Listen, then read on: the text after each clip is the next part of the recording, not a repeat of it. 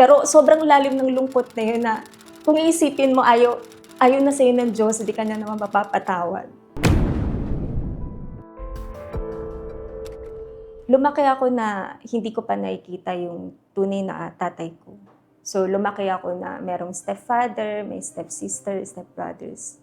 Pero feeling ko hindi ako belong. Na even yung relatives nung stepfather ko sinasabi na, sampid ka lang dito, ampun ka lang.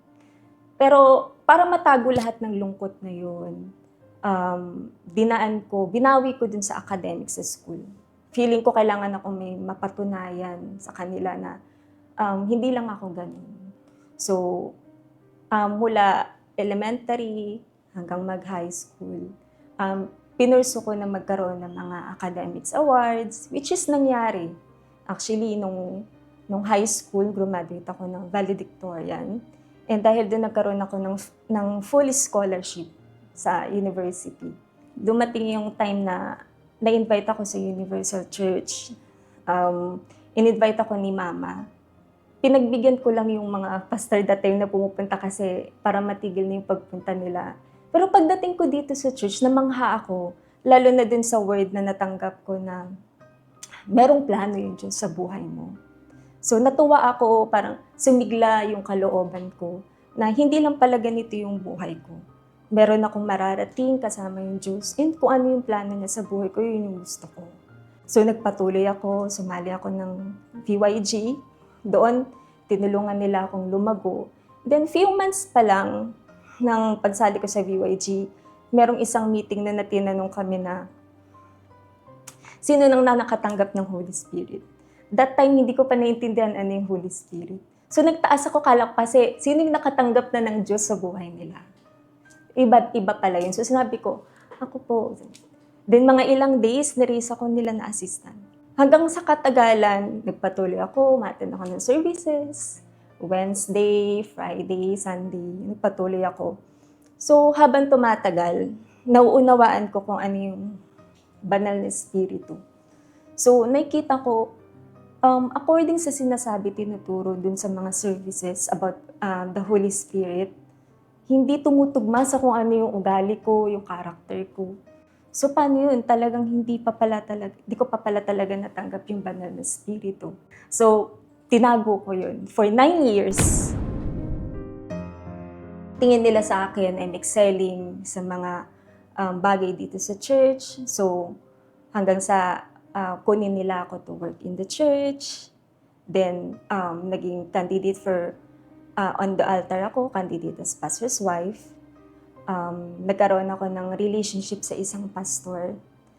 And tumagal yun ng 3 years.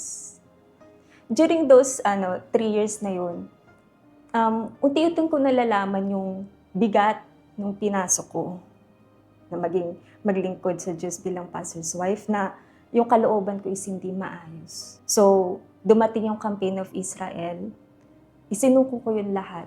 Yung uniform, yung tingin yung reputasyon na pinangahawakan ko ng matagal. And one day, na-receive ko yung word na, what will it profit if you gain the whole world, but you lose your own soul? So, talagang pinaunawa ng Diyos sa akin yun. Sabi ko, my God, yung pinaka-importante sa akin is yung ikaw, yung presensya mo, ayaw ko itang iwan. So, kung kailangan ko itong gawin and kailangan ko maging sincere, which is for many years, dahil I'm a people pleaser, nahirapan akong gawin yun. So, this time, binigyan ako ng lakas ng Diyos para maging sincere. So, inamin ko yung kalagayan ko, yung mga mistakes na nagawa ako, ano yung mga mali sa akin. Binitawan ko yung uniform ko, yung relationship ko sa isang pastor for 3 years. So, para ayusin yung sarili ko. Kasi alam ko kung yung marriage na yun pinagpatuloy ko, magiging curse yun sa akin, hindi yun magiging blessing. That same night, nagkaroon ng evil thought sa akin. A negative thought ay pumasok sa akin, which is, nagkasala ka sa banal na espiritu.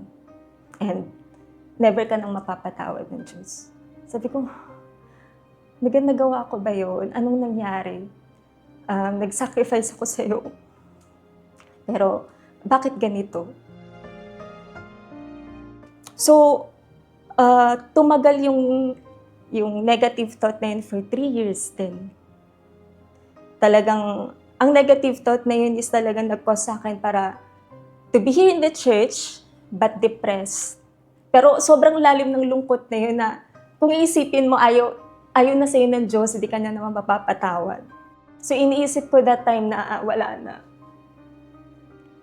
Na-reach ko na yung limit ng pagpapatawad ng Diyos. So namuhay ako doon sa kasinungalingan na nilagay sa akin ng Satanas. It's like nasa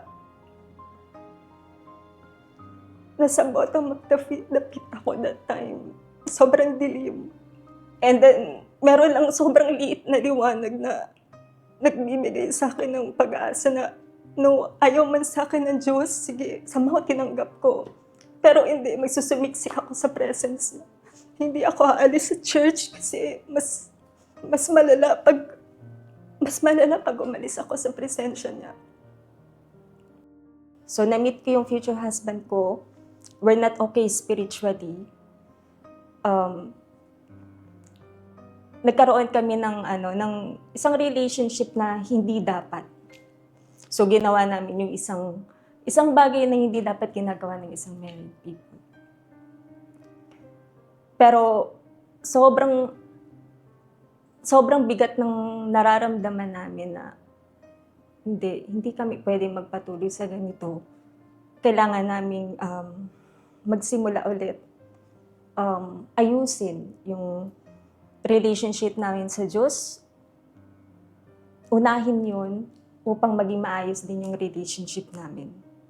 Dumating yung campaign of Israel noon. Nag-decide ako na isuko yung evil thought na yun, yung injustice na yun sa buhay ko. Kasi yun yung matagal nang gustong ipasuko sa akin ng Diyos. Kasi kung mananatili yung duda na yun, yung takot na yun sa loob ko, kung tatanggapin ko yung evil thought na yun, magpapatuloy na ganun lang yung buhay ko. So, hindi ko talaga tinatanggap yun. So, sabi ko sa Diyos, my God, natatakot man ako, pero nagdi-decide ako na isuko to sa'yo. Kasi gusto ko na mawala tong injustice na to sa buhay ko. Ikaw na po yung bahala sa akin. So, nung inilagay ko yung sacrifice ko, narinig ko yung boses ng Diyos. Sabi niya sa akin na, simula ngayon, ako na yung mag-aalaga sa'yo. So, it's a confirmation enough for me na talagang yung assurance ng Diyos ibinigay niya sa akin na gusto niya ako, na hindi totoo na ayaw niya sa akin. And nung bumaba ako sa hagdan, yun din yung moment na natanggal yung bigat sa loob ko. So, simula nun, unti-unti nang binago ng Diyos yung buhay ko. Nawala na yung depression, naging masaya na ako. Everyday, gusto ko nang gawin yung mga bagay na merong kasiyahan sa loob ko. So, pagkatapos nun, unti-unti na binago ng Diyos yung buhay ko. Kami dalawa ng magiging future husband ko, nagsimula kami na gawin kung ano yung tama. Naglingkod kami, tumulong kami sa VYG, tumulong sa mga kabataan para pasayahin yung Diyos, paglingkuran siya. Hanggang sa ma-receive namin yung blessing ng Diyos para mag-date, to get to know each other, at hanggang sa maikasal kami sa altar ng Diyos.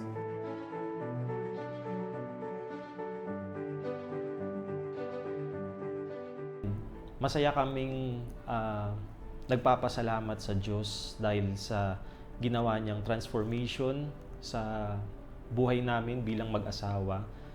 Especially nung inayos na namin yung mga bagay na mali and mag-decide na sundin yung kalooban ng Diyos. And nakita namin yung unti-unting transformation. Nag-start kami as husband and wife na siyempre, may struggles, kinikilala yung isa't isa. Pero sa pamamagitan ng gabay ng Diyos, ng mga natututunan namin sa Simbahang Universal, yung changes nakita namin, and isa sa mga masasabi naming pagbabago is hindi lang kami yung naka-receive ng pagpapala, bagkus yung family din namin ay nakitaan namin ng changes. Kaya habang buhay akong magpapasalamat sa altar ng Diyos kasi yun yung naging korte ko. At doon hinatulan ng Diyos yung aking problema at nagkaroon ako ng justice sa buhay ko.